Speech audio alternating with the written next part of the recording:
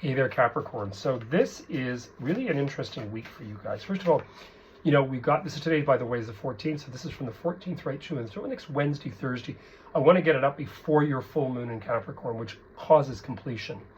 Now, one of the things with that completion is it's something that began, and we're going to get into that more with the next weekly, that began at the beginning of January. So you can look at sort of what began at the beginning of January that now would come to fruition or completion.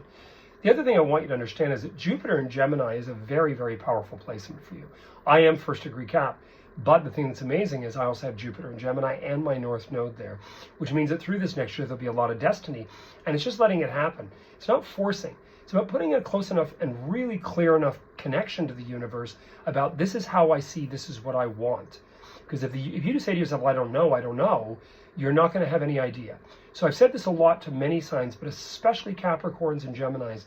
Make sure you have your actual focus board, that you know what you want. We can't force somebody or something to be, but what you can do is be receptive and actually ambitious enough to step into opportunity. This is really important. And to be able to take a risk to an extent. I don't mean being pound foolish, but I mean taking a risk to an extent. So let's just take a look. I'm using the Angel Tarot. There's another name attached to it, but I don't remember. One of the things that's really interesting at the beginning of your reading in here is reassessment on an emotional level. You know, you might have a friend return back around.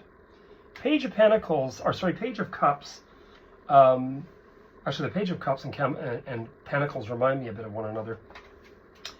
The thing about the Page of Cups can be that on an emotional level, you're recognizing the aspect of friendship. You're going through something. Now remember, there is a lot of preparation with that full moon in Capricorn, and again, you're going into your relationship sector, which is Cancer sign. Also, pretty soon, too, Saturn's going to go retrograde, which is going to have you going over a lot. The secondary element in here is the Nine of Wands. Quite a few people have had the Nine of Wands today. I don't see the Nine of Wands as a negative. First of all, I've got like so much Leo, Sag, you name it in me, Venus and Aries. You know, the Nine of Wands to me is almost there. You've almost completed this fiery element of when to push and when not to push. And you know, the writer of these cards has put the term determination there. I don't know if I totally agree to that. I mean, part of it, yes, makes sense. But I would say it has a little bit more to do with the fact that you keep on pushing it to the extent that you know what it is you want. Again, the creative visualization. Then you've got a double nine, and you have the Nine of Cups. Nine of Cups is a wish card, meaning you're going to get what you want. So do not give up. Could very well be that someone that is an old friend, someone that is a close friend, as they interact with you through the course of next week, out of the blue, you hear something you've been waiting for, and you're going to be very excited about it. You also have the Six of Pentacles, which means there will be some monies changing hands or help forthcoming on a financial economic level. Let's hypothetically say you've been focusing on a place or a home, and out of the blue you hear from a friend, oh my God, you know, they've actually listed such and such and such and such, and the monies and finances become available. And I believe in things like this. When people say to me, oh, you know, there's nothing on the market, there's nothing going to work, I don't believe in that crap.